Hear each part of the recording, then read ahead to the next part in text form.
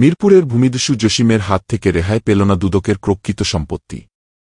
তথ্যচিত্রে জানা যায়, রাজধানীর মিরপুর শাহালী এলাকায় গোদারাঘাট এইচ ব্লক 18 নম্বর রোডের 16 ও 17 নম্বর প্লটের 10 কাঠা জমি ক্রোককরণে দুর্নীতি দমন কমিশন দুদক। উক্ত সম্পত্তিটি ওয়াকফর সিটি জরিপে মিরপুর এলাকার শমশের আলী নামে এক ব্যক্তির নাম থাকায় শমশের আলী গংরা তাদের নিজস্ব সম্পত্তি বলে দাবি করেন এবং শমশের আলী ওয়াকফর ওই সম্পত্তি তার মেয়ে শারমিন আরা জেসমিনকে হেবাদলিলের মধ্যে ওই সম্পত্তির মালিক বানিয়ে দেন বলে জানা যায়। সিটি জরিপ সংশোধনের জন্য সরকার ঢাকা মহানগর সিনিয়র স্পেশাল জজ আদালতে মামলা করেন। আদালত ঢাকা জেলা রেজিস্ট্রারকে উক্ত বর্ণিত সম্পত্তিটি ক্রোকের আদেশ দেন। এরপর দুর্নীতি দমন কমিশন দুদক সম্পত্তিটি ক্রোক করেন এবং ক্রোকে উল্লেখ করেন, ক্রোককৃত স্থাবর সম্পদ কোনো অবস্থাতেই কোনো ব্যক্তি ভোগদখল, হস্তান্তর ও বিনিময় করতে পারবে না, যাহার পারমিশন পিটিশন নম্বর 303/2025।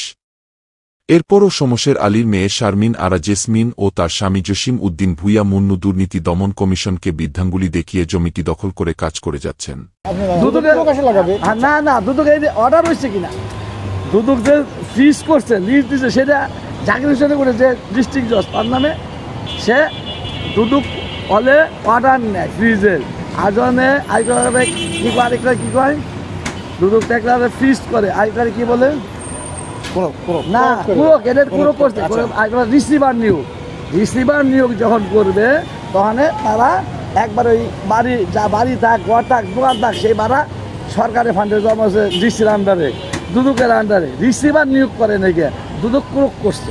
তো নেতারা আছে সব নেতা সব ব্যবসা বাদ দিয়ে রিক্সার ব্যবসা করবো, রিক্সা গেছ ভাড়া দেও দিচ্ছি এক গ্রুপে আর গ্রুপ দিচ্ছি সেই গ্রুপে বাদ দিচ্ছি সিস্টেমকে বাদ দিচ্ছি পরে আবার আয়োজন দিচ্ছি কোনো হ্যাঁ কোনো আয়োজনে দেও এলে সব রিক্সা আল্লাহরা নেতারা 3-4-5 গ্রুপ হয়ে গেছে নেতারা সব বিএনপি নেতারাই মানে এই জন্য একবার মারামারি হয়েছে মামলা হয়েছে আমি বলছি আর এইভাবে রাখবো না। সূত্রে জানা যায় প্লটটি সোহেল রানা নামে এক ব্যক্তি রিকশার গ্যারেজ বানিয়ে 15 বছর যাবৎ ভোগদখল করে আসছিলেন। আমি বিগত 2 বছর ধরে চালাই। আমার আব্বা মোহাম্মদ মোশাররফ হোসেন 2 বছর আগে মারা গেছে, কিন্তু গ্যারেজটা আমরা বিগত 12-13 বছর ধরে চালাইতেছি। আওয়ামী লীগ সরকারের আমলে আওয়ামী লীগের লোকজন এটা ভাড়া নিত। এখন জসিম যে লোকটা উনি এসে বলতেছে জায়গাটাও না, এখন আর কি উনি দাবি করতেছে মাটি মুটি সব উনি ফালাইতেছে। এই সাইনবোর্ডটা উনিই লাগাইছে, ঠিক আছে। এখানে একবারে গাড়া ছিল, এলাকার মানুষের জিজ্ঞেস করে দেখবেন, যারা জিজ্ঞেস করবেন অল এভরিথিং যত মানুষ আছে যারা পুরান মানুষ, এটা ছিল একটা গাড়ান, ওই পুষ্করিণীটা ছিল এই পর্যন্ত। এটা ভরতে ভরতে আব্বা 1 ভ্যান 2 ভ্যান 5 ভ্যান করে মাটি আনতে আনতে আনতে আনতে এক সময় এটা ভরছে, এটা ছিল একদম গভীর।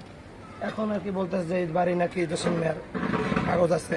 আমি একদিন বলছিলাম যে আপনার কাগজ থাকলে আপনি কাগজ নিয়ে আসেন, আমি আপনার জিনিসটা আপনার বুঝাই দিয়ে চলে যাবো, এটা আমার জায়গা না, আমি দখলে আছি। এরা আওয়ামী লীগ সরকার থাকা আরো 12-13 বছর ধরে আমার বাবা দখলে আছে, ভাড়া দিত। আওয়ামী লীগ সরকারের যে লোকজন ছিল ওনাকে ভাড়া দিত।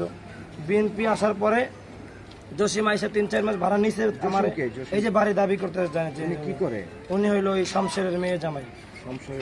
জি, উনি বলতেছে জায়গা ওনাদের সাইনবোর্ড লাগাই দিয়ে গেছেন। আমি তো জায়গা সাইনবোর্ড বিষয়ে কিছু বুঝি না, তো এটা দাঁড়িয়ে দেখাইতেছে। উনি বলতেছে যে এটা নাকি ভুয়া, এটা নাকি লিগেল না। এরপর ভূমিদস্যু জসিম উদ্দিন ভূঁইয়া মুন্নু দখলকৃত সোহেল রানাকে প্রশাসন দিয়ে তুলে নিয়ে মেরে ফেলার হুমকি প্রদান করে ভয়ভীতি দেখিয়ে ওই সম্পত্তি থেকে বঞ্চিত করেন। উনি বলছিল যে তোর টাকা যত লাগে আমার খরচ করা, তোর পিছনে যত টাকা খরচ করা লাগে আমি করবো, তাও তোর এখান থেকে উচ্ছেদ করে দেবো। তার পুলিশের বড় ভয় দেখাইছে, সেনাবাহিনীর ভয় দেখাইছে।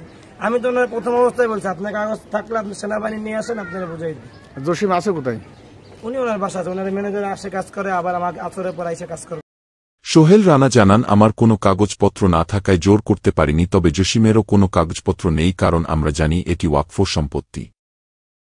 আমার তো জায়গাটা তো আর আমার না, আমি এরা অনেকদিন যাবত চালাইতেছি। এখন যদি আমি বলি যে আমার দেখান, আমি তো আমার তো ভাই ওরকমই নাই যে লোকবল বা টাকা পয়সা নাই ওনার সাথে আমি লড়াই করব। আমার কথা হিসাবে লিগেল, আমি এখানে খরচা করছি জায়গা যারই হোক, যেই কাগজ দেখাইবো আমার খরচাটা আমার দিয়ে আমি চলে যাবো, আমার কোনো এখতিয়ার নেই। এই হলো আমার কথা, আর কোনো কথা নেই। জসিম উদ্দিনের সাথে কথা বললে তিনি নিজেকে বিএনপি নেতা পরিচয় দেন এবং বলেন, ওই 10 কাঠা জমি আমার শ্বশুর শমশের আলীর নামে সিটি জরিপ হয় এবং তার মেয়ে আমার স্ত্রী শারমিন আরা জেসমিনকে হেবাদলিল করে দেন। দুদকের নোটিশের ব্যাপারে জানতে চাইলে বলেন, তারা তো এখানে কোনো রিসিভার দেননি, তাই আমরা ভোগদখলে নিয়েছি।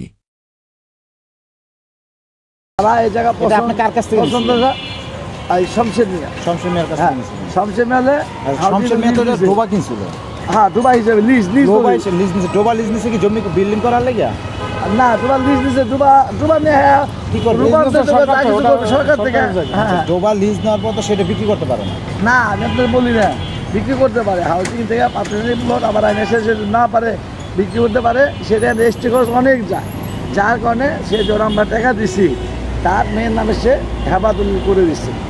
আমার নামে তখন আমি হলে আমার নামে রেজিস্ট্রি করার কথা ছিল, যে 70-80 লাখ টাকা সব মিলে খরচ হয়, খালি রেজিস্ট্রি খরচ, বুঝলেন? সেই জন্য ওইভাবে না করে হেফাজত দিই।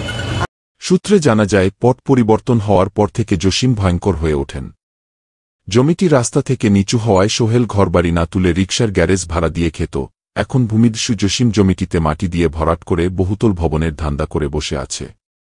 এলাকাবাসী জানান, এই 18 নম্বর রোডে কোনো বাড়ির কাগজপত্র নেই। সব সম্পত্তি ওয়াকফর নামে, সবাই এখন জোর করে ভোগ দখল করছে। তাই জসিম বা তার স্ত্রীর নামে এখানে কোনো সম্পত্তি নেই। দুর্নীতি দমন কমিশনের সাথে কথা বললে জানাই, দুদকের প্রকৃত কোনো সম্পত্তিতে কেউ ভোগ দখল করতে পারবে না। বন্ধ করে দিয়েছিলাম যে আপনি যে এটা ফালান, কার জায়গায় ফালান, যদি আপনার কাগজপাতি থাকে, কোর্ট আছে, পুলিশ সব থেকে বুঝে দেব, পুলিশ আছে, প্রশাসন আছে, এইটা তো আমাদের কিছু না। আবার আপনি বা সেটা করতে যাবেন, আমার একটু বদনাম হইব যে আমি আপনার টাকা খাইছি না, পয়সা কয় ভাই যদি আপনি কন তাহলে আমি ভালাম, আমি কই এটা তো আপনার ব্যাপার, এটা আমার না ব্যাপার। বাবু আছিল, আরো আছিল, মানে এটা জসিমের কোনো কাগজপত্র নাই? না, এটা আমরা সবাই জানি নাই। নাই। তাহলে এই দুদকের নোটিশটা কি? এখন এটা তো জানে দাদা, এটা কি দুদক এসে করে লাগাইছে নাকি ও লাগাইছে? দুদকের নোটিশ সবাই লাগাইতে পারে নাকি? দুদকের এইটাতে কে লাগাইছে? বাবু আছে না, বাবু মানে কইছে যে কাকা যে আপনার দেখানে গিয়ে সাইনবোর্ডে কোনোটে, আমি তো বাজান এটা তো আমি কিছু জানি না। আবার উনি কি আমার নামে যে মিথ্যা আশ্রয় দিছে যে ওর আমি টাকা খাইছি। এখন আমিও বছর একটু অপেক্ষায় আছি, ও তো আগে আসুক। এই যে এই থেকে ভাই তো বলো, ও তো একটু আসুক, যে আমি কত টাকা খাইছি।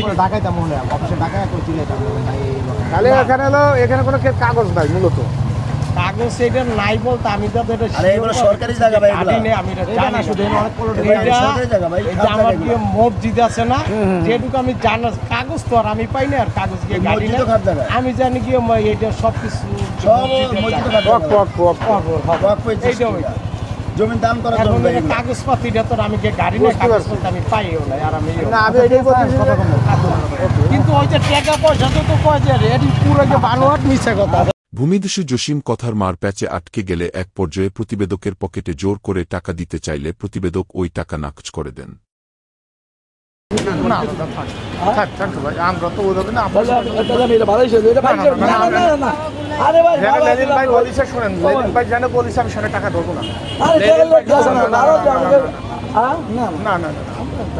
লেলিন ভাই বলিছে, শোনেন, বলতে আপনি আমার ভাই, এলাকার ভাই, সত্য ওইটাই নিউজ করেন, আমি এখানে টাকা পয়সা আপনি আমার ভাই,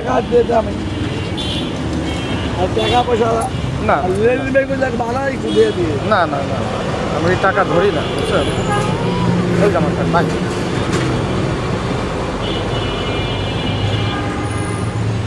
টাকা ধরি না কেন?